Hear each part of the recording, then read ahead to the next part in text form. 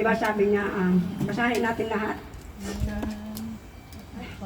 But the hour is coming, and now is, when the worshippers will worship the Father in spirit and in truth. For the Father is seeking such to worship Him. God is spirit, and those who worship Him must worship in spirit and truth. And in truth. Amen. Lagi natin na-encounter ito. Lagi natin pinag-aaralan ng salita na ito. Pero naintindihan ba natin talaga ang ibig niyang sabihin? Especially yung sinasabi na, let us worship the God in spirit and in truth. Kasi sa unang panahon, sa Old Testament kasi, meron silang bahay pa naman, di ba? Yung ginawa ni Solomon na temple, doon sila nagpupunta yung mga tao upang sumamba sa Panginoon. Amen. Tapos doon nila binibigay lahat ang kanilang mga ikaputhandog. Talagang naglalaan sila ng oras upang sa gayon ay pupunta doon sa templo. Gayon din sa mga di ba, sa mga Muslim, meron din sila lugar yung Mecca, di ba, yung sa Mecca. Doon sila nagpupunta lahat in the time na meron sa isang taon yata nagpupunta sila doon sa parang ganon yung sa unang panahon. But when Jesus Christ came into this world na bago ang lahat, kaya nga sabi niya, worship the Lord in spirit and in truth. Ibig sabihin, pwede tayong mag-worship sa Panginoon kahit saan tayo, hindi lang sa isang lugar. Pwede tayong mag-worship in private, pwede tayong mag-worship in public, and pwede rin tayo mag-worship yung personal, yung meron tayong personal na mag-worship sa Panginoon. Amen. Yun ang ibig sabihin that we worship God in spirit. In spirit, everywhere you can worship the Lord. Ano ba yung worship? Lagi sinasabi natin, worship is to honor, give reverence to God, and to devote ourselves unto the Lord. Amen? Amen.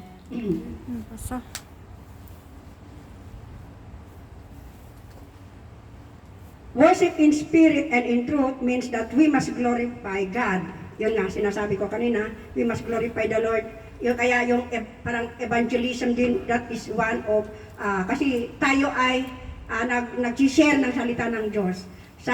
Ang kanyang salita, when we study the Word of God, that is one of the highest form of worshiping the Lord.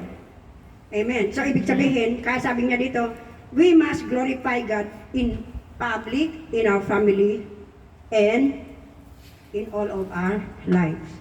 Amen. Hallelujah. Naintindihan natin? Amen. We must glorify God in accordance with God's own nature and truth. This means at least we must worship according to the truth of Jesus. Who is the truth? Jesus ang the truth. Kaya sabi nga sa John 14:6, I am the way, the truth, and the life. Sabi na, ako ang daan, ako ang katotohanan. Di ba sinabi niya? So, Jesus, siya ang katotohanan. Siya ang buhay. Siya ang katotohanan. Siya ang daan upang tayo ay magkaroon ng kaligtasan. Amen. Amen. Mababasa natin, sabi niya dito na, bakit sinasabi that Jesus is the truth? Mababasa natin ito sa John 1:14. Para mabasa natin. Hindi na ako kasi meron naman tayong John 1:14, yung magsasabi na ang truth na ating yung sinasabi nila noon sa mga Israelites, yung siya ay Messiah, di ba? Nung kinausap itong dahil sa word na ito John 4, before that we go back to, itaas mo yung verse niya sa John 4:22, kinausap niya yung Samaritan woman na sinabi niya doon, sinabi ng Samaritana na hinihintay nila yung Messiah, that who is the Christ, and the Christ is the Savior. Diba? Siya yung Savior. Tapos yun nga sinabi na, nung kinausap niya, naghihinihintay ko yung katotohanan, yung Messiah, the Christ. Sinabi ng ating Panginoong Hesus sa kanya, ako ang yung kausap mo ay siya, yung sinasabing truth. Amen. Pag pataas kayo ng John 4:22. Amen. Basahin natin yung John 1:14. Wala pa? Diyan po. Ayan na.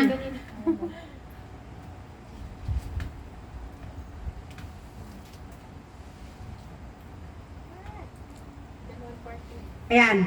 And the Word became flesh and dwelt among us, and we beheld His glory, the glory of the only begotten of the Father, full of grace and truth.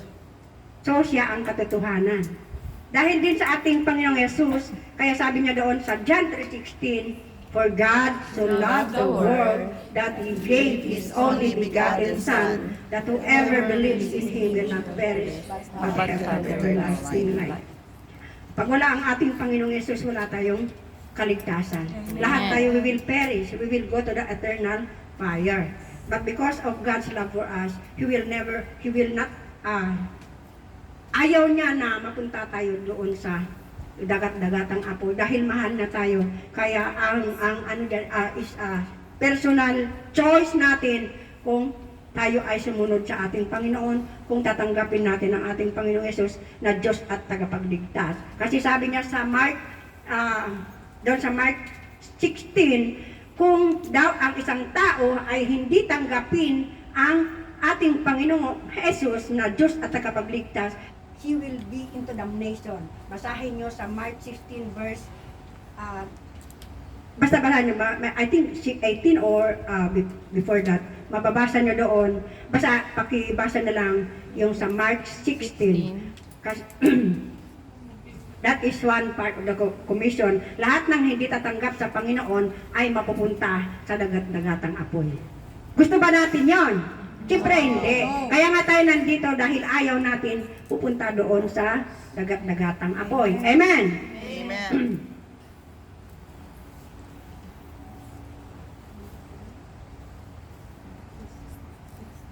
Laging sinasabi dito, pag we worship the God in spirit and in truth, ay in accordance with the reality that God is a spirit. Amen. And we must worship God in accordance with His revelation. Yung nire-reveal niya. Nire-reveal niya through His Word. Amen. Di ba sa John 1:1 sabi niya doon natin nalalaman, kasi yung John 1:1 kasi napaka-importante niyan, kasi maraming mga tao, paano nagiging Diyos ang ating Panginoong Yesus?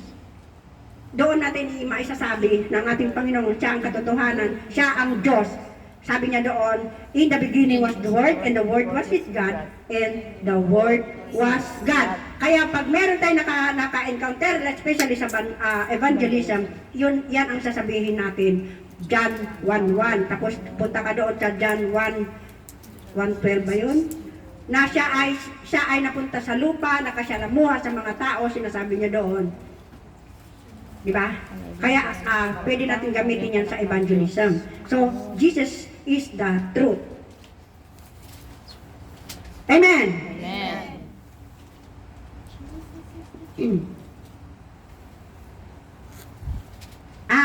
Pero ang ating pag-uusapan ngayon, sabi niya doon sa God is seeking for a true worshiper. Sino ba ang mga true worshipers of God? Malalaman natin kung tayo ay true worshiper of God. Sinasabi dito, paano tayo magiging true worshiper? Sabi nga dito, let us worship God in spirit and in truth. Isa. E nandyan na yan sa ating text. Susunod.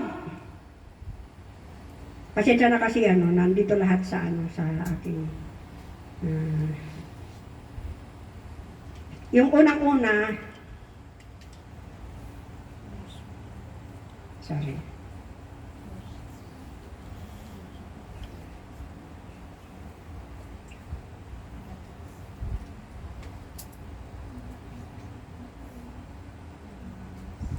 Kunti lang ito. Number 2, di ba worship in spirit? Number 2, live in the Word. Kailangan tayong mamuhay sa Kanyang salita. Because without the Word of God, hindi tayo, lahat tayo ay perish. Di ba sabi nga niya, Live in all His things word. will pass away, but my word will not pass away. So kailangan tayo mamuhay sa kanyang salita. Kaya kailangan talaga lagi tayong mag-aral sa kanyang salita. Kasi sabi nga, the word, yung, di ba laging nababanggit ito yung sa nagtutuloy kasi ito talaga yung, ang salita ng Diyos ay siya ang ilaw sa ating, is a lamp unto our feet and a lamp unto our path. Siya ang ilaw sa ating daan, siya yung maglilid sa atin sa katotohanan. So kailangan let us live in the Word. Kasi minsan, katulad ng ang ating Panginoong Yesus, di ba? Lagi niyang pinanglalaban doon kay Satan nung siya ay tinempt, nang pumunta doon siya sa mountain, di ba? There was temptation by the Satan. Ano ang ginamit niya para umalis yung Satanas sa kanya? Puro salita ng Lord. Amen. At saka ang salita ng Lord, yan ang ating buhay spiritual. Sabi nga niya sa Matthew 4:4. Matthew 4:4, sino makapag sige, sister. Man shall not live on bread alone, but on every word that comes from the mouth of God. Amen. So every word that comes out from the mouth of God, it is our spiritual food. Because without food, we will die. Katulad sa physical natin, di tayo kakain, mamamatay tayo. Manghihina tayo. So kailangan talaga natin ang salita ng Panginoon. Amen. Amen.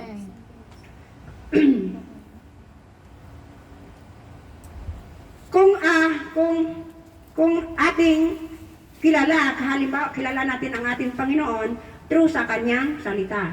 Paano natin alam na ang Diyos pala ay hindi nakikita? Paano natin alam na God is a spirit kung hindi tayo nagbabasa ng kanyang salita?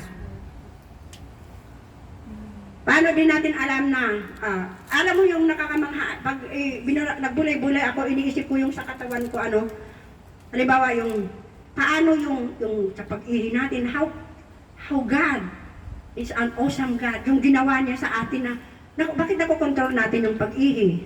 Pwede naman dire-diretso. Paano nakokontrol natin yung pagdumi? Di ba? Yung every nerve, iisipin mo yung sa katawan mo lang yung katawan lang natin. Nakakamangha talaga ang ginawa ng ating Panginoon. Everything, especially the brain. Everything in our body is connected to the brain. Without the brain, walang mangyayari sa ating katawan. Amen. So napakadakila, napaka-buti ng Lord, this is an awesome God. Very awesome, we cannot fathom how awesome is Him. Pag-iisipin mo talaga yung kanyang yung lahat ng mga, katulad sa mga ibon. Yung manok, nagtataka ako, yung mga manok, di ba, hindi man nagdidede sa magulang, di ba? Di ba? Walang gatas. Bakit nabubuhay sila? Amen. Kaagad-agad din silang yung mga hayop, di ba? Kaagad-agad din silang tumatayo. Di ba? So wonderful. So amazing talaga ang creation ng ating Panginoon. So kailangan talaga natin yung mga dito natin nalalaman sa kanyang salita, dahil sa kanyang salita nalalaman natin yung pagkagawa niya sa bawat tao, kanya-kanya, bawat mga kanyang creation ay kanya-kanya ng kanyang function. Di ba? Amen. Paano natin yung mga kahoy pala ay nagbibigay sa atin ng yung siya nagpo-protect sa atin upang yung carbon dioxide, sila yung kumakain, yan yung kanilang sa atin.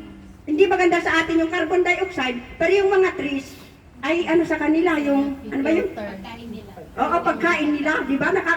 Nakakamangha talaga ang Lord. So alam natin na without the word, hindi natin alam ang ating ginagawa. So let us live in the word of God. Amen! So next, yun nga po sinasabi, how to know God. We have to know God. We have to know Jesus. Draw nigh to God and He will draw nigh to you. Return to me and I will return to you. So kailangan kilala natin ang Panginoon. Tumatawag ba tayo sa mga hindi natin kilala? Halimbawa, ama ko. hindi natin alam yung ating tatay, tatawagin ba natin tatay? Kung di natin alam. Sa pamilya natin, di ba? Sa pamilya na lang natin, di ba? So, kilala natin ang ating mga magulang. So, kung sabihin natin, tatay, bigyan mo ako ng ganito. Di ba? Humihingi tayo. So, when we know God, we know how to ask anything from Him, anything that we need. So, we ask Him because we know Him. Dahil we know Him that He will give us whatever we ask. Di ba sabi niya sa kanyang salita, what things soever you desire, when you pray and believe that you receive and you will have it. Amen? Amen. Okay, magsa-shortcut ako. At least, alam na natin yun, di ba? If we know God, we know that He will support us, He will supply all our needs according to His riches in glory through Christ Jesus. If we know God, alam natin, hingin natin, Lord, kailangan ko ng healing. Amen. So how can you ask when we don't know someone? Hallelujah!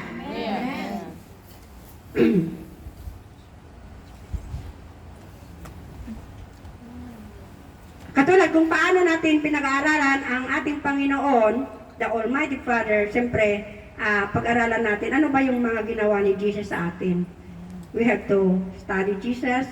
When we know Jesus, sabi nga niya, if anyone is in Christ, is a new creation, the old has gone, and the new has come. Ibig sabihin, pag tayo, tinanggap na natin ang ating Panginoon, nagbuhay na tayo kay Kristo. Amen. Yung sa Galatians 5:22, di ba sabi niya dito, I am crucified with Christ. Pag tayo daw ay, kung kilala natin ang ating Panginoon Jesus, kung kilala natin siya, na siya ay napako sa cross dahil sa ating mga kasalanan, sigurado tayo na tayo ay may kaligtasan. Amen. Hallelujah. I am crucified with Christ, I no longer live, but Christ live in me. Di ba sabi niya doon? Ang Christ, ang ating Panginoon na ang mamumuhay sa atin. So, lagi tayong, di ba, minsan, siyempre tao tayo, nagkakasala tayo. Pero, yung humingi ka tayo kaagad ng kapatawaran. Papatawarin naman tayo kung naniniwala tayo na siya ay patatawarin, kung si Jesus ay patawarin tayo. Naniniwala ba tayo pag humingi tayo ng kapatawaran? Amen? Amen. Oo, kasi sa kanyang salita, if we confess our sins, He is faithful and just to forgive us and cleanse us from all our unrighteousness. Amen? Amen. So, kailangan importante pag-aralan natin ang paano namuhay ang ating Panginoong Hesus Kristo. Amen? Ang ating, sino pa Jesus? He is our Savior. He is the Christ. He is the Messiah. He is the King of Kings and the Lord of Lords. Sabi nga dyan doon, every knee will bow, every tongue will confess that Jesus Christ is Lord. So we know that Jesus is Lord. Amen. Dahil sa pag-connect natin, paano na natin nalalaman that Jesus is Lord? It's all according to the Word of God. Amen. Without the Word of God, we don't know Jesus. So, andun pa rin, kailangan pa rin natin mag-aral ng salita. Amen. Amen. At kung tayo ay true worshiper of the Lord, hindi tayo hipokrito. Amen. Amen. Kailangan pagpunta tayo sa church, nakatuon tayo sa ating Panginoon. Hindi yung pupunta lang tayo dito para lang sa kasama, para sa kaibigan. Hindi dapat ganon. Punta tayo sa church dahil sa ating Panginoon. Amen. Gusto natin makasalamuha. Gusto natin ma-feel ang kanyang presensya. Gusto natin yung ma-meet that God will meet our needs. Ano ba yung mga especially spiritual? Amen. Kasi yun nga pag, di ba, nagpupunta tayo dito minsan, parang ang bigat ng katawan, pero at least kasi naranasan mo pagpunta natin, pagpasok mo pa lang dyan, parang yung kabigatan ng ang iyong loob ay gumagaan. Amen. Amen. Tayo ng kagalakan sa puso. Amen. Amen. Hallelujah. Praise the Lord. Hallelujah. To God be the glory. Ano pa? Yun nga, isa pa, true worshippers of Christ must always honor God. How to honor God? To obey. Amen. Kailangan, pag tayo ino-honor natin ang Panginoon, magiging obedient tayo. Lagi tayong, ano ba yung sinasabi sa atin ng Panginoon? Obey. Amen. Pag tinawag ka, obey. Amen. Amen. Pag tinawag kang magbigay ka. Katulad kanina sa aming ministering, na inaiisip ko si Pastor Arlene, mahihirapan siya mag-kneel. Pero sabi ng Lord, yung inaan talaga, kneel. So kailangan, sumunod tayo. If we honor God, let us give respect, the fear of the Lord, magkaroon tayo ng fear of God. Amen. Kapag tayo ay tinawag natin ipagdamot ang ating mga talent, kung meron tayong talento. Kaya lagi kong sinasabi, kahit mga bago, sama lang sa practice, in due time ay magkaroon din kayo ng to be part, hindi lang taga-upo ang mga lahat. Kailangan meron talaga yung tataas ang inyong pananampalataya, tataas ang iyong paglilingkod. Hindi ka lang, sabi nga noon sa amin kasi, sasabi, huwag kayong tagabutas ng upuan.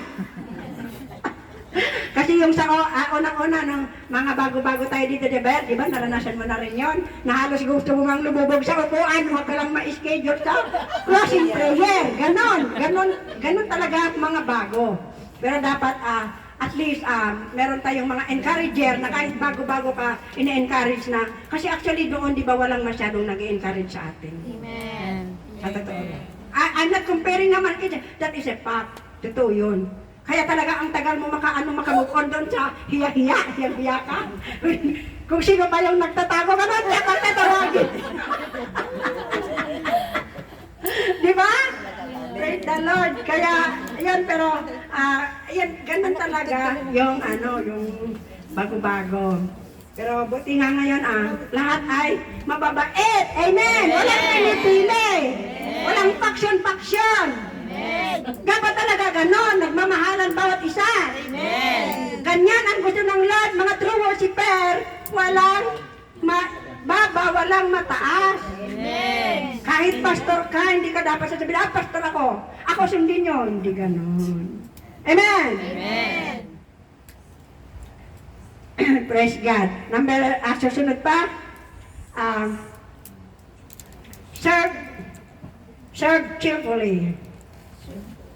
Kailangan ang true worshiper of God ay serve cheerfully at merong sariling initiative. Na kahit na hindi ka sasabihan, kung alam mo kailangan, ay gagawin. Kailangan offer ourselves kung kanailang. Hindi sasabihin na, oy halika, ikaw na mag-ano, ganyan-ganan, hindi dapat. You should know what is to be done. At kailangan lagi, kasi pag ganun ang gagawin natin, especially if we are leaders, ay susunod yung mga members mo, ay ganito yung ginagawa niya. Kailangan, magiging encouragement tayo sa bawat isa, ay ganyan yung ginagawa na, ang ganda, gagawin ko din, ganun. Ang motivation sa akin, si Pastor Banji, lagi niyang sinasabi, ganito ginagawa ko dati, ay susubukan ko. Alam mo, pag subukan mo, talaga, magugustuhan mo na pagkatapos. Amen? So, at saka dapat masaya. Halimbawa sa pagbibigay din, halimbawa kahit ano, halimbawa sa kapatid, nagbibigay ka, dapat masaya ka. Pagbigay, hindi nagbibigay, bibigyan kita, tinulungan kita. Alam mo na. So, ang iba kasi, pag tinulungan na niya, dapat hawak ka na niya yung kinokontrol ka na niya, hindi pwede na, kahit mali na siya nagaganon ka pa rin kasi control ka niya Yung iba talaga mayroong gano'n, nagbibigay. Yung nagbibigay naman, minsan nagbibigay pakitang tao. Papakita pa niya sa tao, binibigyan. Kasi mga karanasan. Pero yung mga karanasan na yon ay nagpapatibay sa atin. Amen.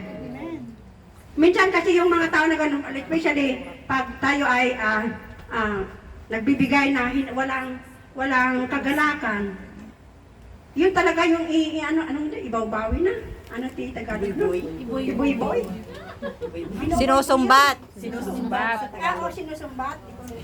Oo. Ah, Isinusumbat sa'yo pag pag meron ka nang hindi mo siya na yung gusto niya. Talaga Ha, gano'n? Gano'n siya naman, parang ang utang na lang. Di ba? Katulad din sa pagbibigay natin sa Panginoon as we give our tithes and offering, sabi nga niya, ang Diyos daw ay natutuwa sa mga taong nagbibigay ng masaya. Amen. Amen. Kaya pag tayo ay magbibigay sa ating tithes and offering, kinalulugdan ng ating Panginoon. Ganon din ang mga binibigyan. Alam niyo, nung that time, ayaw kong tumanggap din ng personal lang, yung mga nahihiya ako na tumanggap ng mga may binibigay. Kasi gusto ko ako ang magbigay actually that time. Kaso lang sabi nila, pag di mo tatanggapin, hindi ako pagbalain ni Lord, sabi niya. Kaya doon yung naano ko talaga na bless those who bless you, di ba sabi niya kay Abraham, I will make you a blessings and those who bless you will be blessed. So ibig sabihin, kung tatanggapin natin yung binibigay sa atin, pagpapalain yung nagbibigay. Kaya yung pag tayo nagbibigay, siyempre pagpalain tayo ng ating Panginoon, especially kung masaya sa ating puso ang ating pagbibigay. Amen. Praise the Lord. Hallelujah. The last one, obey God in all things. Lahat ng bagay ay, pero actually na kanina nakasama na doon sa So everything na lagi tayong obey. Minsan obey din ang ating the true worshiper of God. We always be obedient, and if we are obedient, ibig sabihin pag obedient tayo, andun na yung humility. Kasi pag hindi tayo nag-o-obey, may pride tayo. Amen. Hallelujah. Amen. So kaya ngayon ang kailangan nandito tayo. The true worshiper of Christ must worship the Father in spirit and in truth. Because God is a spirit, so every one of us can worship the Father in spirit and in truth. Amen. So ito ang ating buod ng ating lesson ngayon about kung sino ba yung mga tunay na worshiper of God. Meron ba na tayo nun? Tayo ba yon? Amen. Siyempre, nandito tayo. Ang kinina natin. Amen. Pa, unti-unti. Amen. Hallelujah. Praise the Lord. Siguro, kakanta pa ba tayo? Amen! Hallelujah. Ito, hanggang dito na lang ako at maraming salamat sa pakikinig. Thank you so much.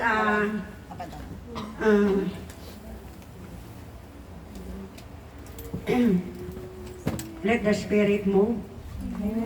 Siguro magkitara ka na lang, gitara ka na lang. Kakanta tayo sa... Sige ka. Sino mo kakanta? Ikaw, tatugtog ako. Pare doon na lang siguro ako magpastoral kasi wala yung tagatugtog natin. Masarap di po.